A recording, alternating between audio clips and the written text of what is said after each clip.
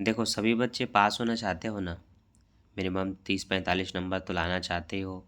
तो मेरा बस बताना इतना है कि 3 प्रैक्टिकल बनाओ और 45 नंबर लेके जाओ। इसमें से सबसे पहला प्रैक्टिकल है आपका हायर परचेज़ का, जो यूनिट 4 पे है। इस पर मैंने आपको 2 वीडियो ऑलरेडी ऐसा बता दिया है, जो अगर एग्ज़ाम में आते हैं तो आपको 15 नंबर दे के जाएँगे। उनमें से एक क्वेश्चन तो पिछले ही साल 2023-22-23 के एग्ज़ाम में पूछ भी लिया है। आगे जो पूछा जा सकता है यह इस वीडियो में मैं बताने वाला हूँ। साथ ही साथ आपको और भी ऐसे चैप्टर के प्रैक्टिकल मैं बना के अपलोड कर रहा हूँ, आईएमपी प्लस उसका पूरा सॉल्यूशन, ताकि जो बच्चा शुरू से नहीं पढ़ा है वो अभी देख कर के सीख सके, प्रैक्टिस कर सके और एग्ज़ाम में ये सेम क्वेश्चन आएगा तो बना सके। ठीक है? तो आप सभी को भी मेंबरशिप जॉइन कर लेना है और इस वीडियो को पूरा ध्यान से देखना है और सीखना है। ठीक है? चलिए, क्वेश्चन में बताया है कि 4,60,000 रुपये में किराया क्रय पद्धति पर वाहन खरीदने के लिए कोई सहमत होता है और 1 अप्रैल 2023 को, जबकि वाहन के लिए इस कंपनी ने 60,000 रुपये नकद दिए। शेष राशि का भुगतान 80,000 रुपये और 5% ब्याज की वार्षिक किस्तों में किया। डी कोल्ड लिमिटेड की पुस्तक में वाहन खाता विक्रेता खाता खोलिए, मतलब 2 ही खाता खोलना है और मूल लागत पर 10% ह्रास काटती है। देखो ब्याज की गणना करनी है तो जितना नगद मूल्य है और जितना तत्काल दिया है दोनों को घटा के ब्याज निकालना होता है 5% का। इस प्रश्न का हेडिंग क्या है कि किस्त में ब्याज शामिल नहीं है। ठीक है, तो किस्त में ब्याज शामिल नहीं है तो आपको जो किस्त पटाई जा रही है वह मूल किस्त है, उतना ही किस्त आपको बार बार देना है। तो यहाँ पर आप ब्याज की गणना को देखेंगे। यहाँ पर बताया है कि पहला कॉलम ईयर्स का रहेगा, फिर आपका कैश प्राइस का रहेगा, फिर कैलकुलेशन का रहेगा, फिर इंटरेस्ट के अमाउंट का रहेगा, फिर यहाँ पर आपका जो किस्त होती है उसकी, और इसमें किस्त के साथ ब्याज जोड़ के जो आता है वह राशि। तो यहाँ पर आपने ईयर लिखा 2016, परचेसिंग डेट 1 अप्रैल, 4,60,000 में नगद आपने डाउन पेमेंट कर दिया 60,000 का, तो आपका 4 लाख आया, जिस पर 5% ब्याज निकालेंगे तो आपका 20,000 निकला। आप हर साल 80,000 देंगे, लेकिन उसमें आप 20,000 को जोड़ देंगे ब्याज को, तो आपका उस साल का किस्त रहेगा 1 लाख रुपये। ठीक, ये 60 नहीं भी लिखेंगे तो चलेगा। आगे आगे आप 80,000 को इसमें घटाइए। देखो जिसमें ब्याज शामिल नहीं है वह मूलधन राशि को आप इधर के राशि से घटाते जाएंगे। तो अब हर साल 80,000 देना निश्चित है, जिसमें आप ब्याज जोड़ोगे तो यही 80,000 रुपये मूलधन है, जिसको हर साल घटाना है। तो यह अंतर होता है पहले के टॉपिक और इस टॉपिक में। उसमें ब्याज शामिल होता है तो आप किस्त में से ब्याज को घटाते हैं, फिर जो आए उसको इसमें घटाते हैं। लेकिन इन प्रश्नों में जो किस्त बताया जा रहा है वही मूलधन है, इसमें ब्याज शामिल नहीं है, इसलिए उसी अमाउंट को हर साल देखो 80,000 रुपये हर साल घटाया गया है।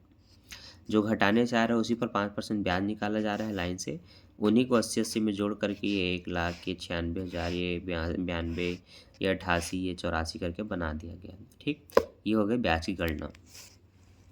और आगे आगे आपका ये प्रश्न रहेगा। अच्छा देखो, कई बच्चों को अगर ये समझ नहीं आएगा, इसका मतलब आपने पार्ट 1 नहीं देखा, तो आपको पार्ट 1 पार्ट 2 देखना है, फिर इस वीडियो को आप देखेंगे तो क्लियरली समझ में आएगा कि कैसे निकला। ठीक, इसके बाद ये रहा आपका व्हीकल अकाउंट। ठीक है, व्हीकल मतलब संपत्ति खाता। इसमें आपको इधर से शुरुआत करनी है। पहले लिखना है कि रोकड़ खाता से जो डाउन पेमेंट हुआ, और फिर हायर वेंडर से बोल के विक्रेता का नाम लिख सकते हैं यहाँ पर, उसका वह राशि जो आप दे रहे हैं मूलधन के रूप में, तो वह आप किस्त की राशि कितना दे रहे हैं 80,000, जो कि कुल मिला के 1,40,000 हुआ। इसमें से आप ह्रास को काटिए, तो 46,000 का 10% कितना होगा, 46,000 होगा। 4,60,000 का 10% 46,000 होगा। तो बस इनके टोटल से इसको घटाइए, जो बचा वो बैलेंस है जोड़ दीजिए, और इस बैलेंस को अगले साल लाया लिखिए। दूसरा किस्त वही 80,000 लिखिए, दोनों को जोड़िए, 46,000 ही घटाइए। क्यों सर 46,000 ही क्यों घटा रहे हैं? क्योंकि ये जो ह्रास की दर है वो मूल लागत है। मूल लागत मतलब स्थायी किस्त पद्धति, उसमें एक बार जो ह्रास निकला उसी को दोहराना होता है। यह सबसे सरल क्वेश्चन है और यह कई यूनिवर्सिटी के द्वारा पूछा जा चुका है। जिनके में लास्ट में पूछ लिया होगा उनके में नहीं आएगा, लेकिन जिनके में नहीं पूछा है उन सभी बच्चों के लिए आईएमपी क्वेश्चन है। मैंने पहले ही बोला है, मैं जितने वीडियो बनाता हूँ वो सारे छाँट करके आपके लिए बिल्कुल फाइंड करके इम्पोर्टेंट क्वेश्चन की वीडियो बनाता हूँ। तो यह उन सभी बच्चों के लिए इम्पोर्टेंट है जो हायर परचेज के क्वेश्चन बना करके एग्ज़ाम में 15 नंबर लाना चाहते हैं यूनिट 4 से। ठीक है, इससे पहले जो यूनिट 3 है उस पे थ्योरी आती है, उसकी भी वीडियो बन चुकी है कि कौन कौन सी थ्योरी आएगी, उसको देख लीजिए। हाल ही में जो अभी जिन बच्चों को पेपर हुआ है उनके में वही थ्योरी आया था जो मैंने बताया है। सब ने अपना क्वेश्चन पेपर भी भेजा है, जिनको मैं अपलोड भी करते जा रहा हूँ कम्युनिटी गाइडलाइंस में, आप देख सकते हैं। ठीक है, चलो आगे देखो। तो इस तरह से ये बनता है। इसका रूल क्या है, पहला डाउन पेमेंट लिखना है, पहला किस्त को लिखना है और ह्रास की राशि जो संपत्ति की कुल कीमत पर निकाली जाएगी।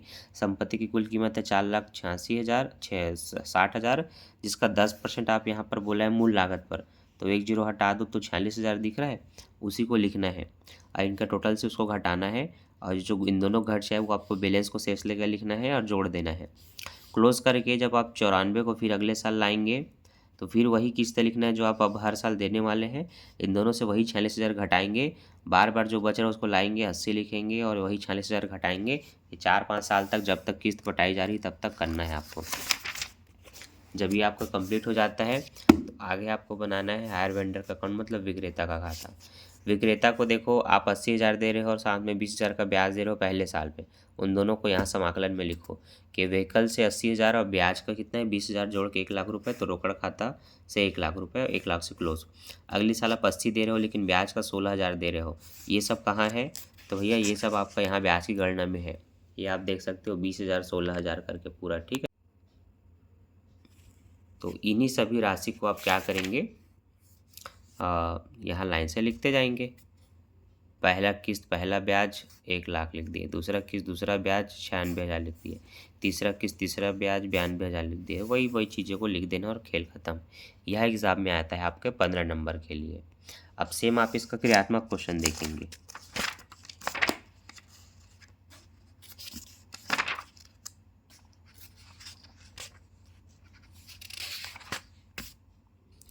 स्पष्ट रूप से लिखा रहेगा कि interest is not included in the installment, किस्त की राशि में ब्याज का शामिल ना होना। तो कोई व्यक्ति 75 लाख रुपए की रोकड़ मूल्य की कोई संपत्ति खरीदता है, तत्काल में वो कितना भुगतान करता है वो भी बताया है, कितनी किस्तें वो देने वाला है ये भी बताया है, ब्याज की दर भी बता दी है, क्रमागत ह्रास भी बताया है। यह आपको बना करके देखना है, ठीक है। अब हमारे पुराने बुक में क्या किया गया था, यह अमाउंट जो 75 लाख है उसमें 1 जीरो बढ़ाया गया है, वह पहले आपका 75,000 था, इसमें 20,000, जो इसमें 20 लाख दिया इसमें 20,000 दिया था, बस 2 जीरो बढ़ा के नए बुक में उस क्वेश्चन को नया कर दिया है, जबकि वह पुराना इस तरह से था। हमने ये 3 कॉलम पहले बनाते थे, अभी आपको 5 कॉलम बनाना है जो आपने उदाहरण में देखा। तो यहाँ पर हमने लिखा आपका मूलधन, यहाँ पर डाउन पेमेंट घटा के जो है उस पर हमने ब्याज निकाला और इसमें हर साल की किस्त 11 लाख है, हमारे में 11,000 थी, तो यह ब्याज को इसमें जोड़ दिए तो इतना आ गया। हमने कुल अमाउंट बता दिया जो किस्त की राशि बनने वाली है। अब हर साल कितना घटेगा, जितना आप दे रहे हो 11,000, तो देखो 11 11 11 11 घटाया है और जो घट के आ रहा है ना नीचे, उन पर हमने ब्याज निकाला और उनमें जोड़ा है। इस तरह से हमने अपना यह पहला काम कर लिया। उसके बाद हमने बनाया था विक्रेता का खाता, संपत्ति खाता है ना, पहले वो बना था। ये रहा हमारा संपत्ति खाता, जिसमें हमने इधर 75,000 लिखा, इधर उसका 10% ह्रास 7,500 लिखा, दोनों घटाने से बैलेंस है, जोड़ दिया, शेष लाया गया। अब इसका 10% निकाला तो ये निकला, 1 जीरो हटा दो। तो आप बोलेंगे सर पहले में तो 46,000 था, तो यहाँ भी जो 75 है वही होना चाहिए। तो पहले और इसमें फ़र्क ये है, उसमें स्थायी किस्त बोला था मूल लागत पर, तो एक बार जो निकले ना उसी को रिपीट करना होता है। लेकिन क्रमागत या घटती शब्द सुनाई दे, इस प्रश्न में स्पष्ट रूप से बोला है, ये देख सकते हैं आप, घटती बोला है इसमें, कहाँ दिख रहा है, तो ये 10% की दर से क्रमागत ह्रास बोला है, इसलिए इसमें हर साल ना जो घट के आएगा उसका 10% लगाओ। जैसे अब ये आ रहा है, इसका 10% 60-75 रहेगा, ये इस तरह से 5 साल का बनेगा, ठीक। विक्रेता खाता तो बहुत ईजी है, वह आप बना लेंगे, मुझे उम्मीद है। तो आप उसकी प्रैक्टिस कीजिए। मैं मिलता हूँ नेक्स्ट वीडियो में। Thanks for watching.